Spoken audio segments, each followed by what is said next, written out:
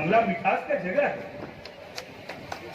तो बंगाल में अच्छा लगता जो ये तालवा तालवी जो तालीम हासिल किए हैं ये माध्यमिक में, उच्च माध्यमिक में, यानी सेकेंडरी, हायर सेकेंडरी में बहुत अच्छा लगता। जब अकलियत में मगरबी बंगाल में अगर अकलियत को तरक्की होता तो बहुत अच्छा होता, दिल खुश हो जाता।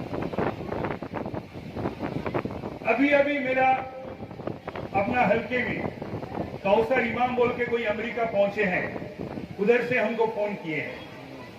4,95,000 उनको ये फिनेंस जो माइनॉरिटी फिनेंस डेवलपमेंट है वहीं से मिले हैं और देखिए चले गए।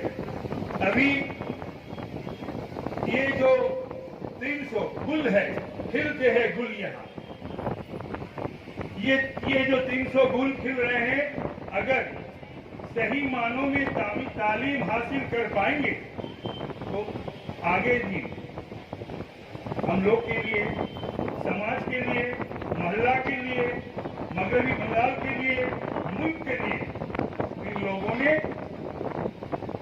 जिम्मेदारी उठाएंगे। हिंदुस्तान में किसी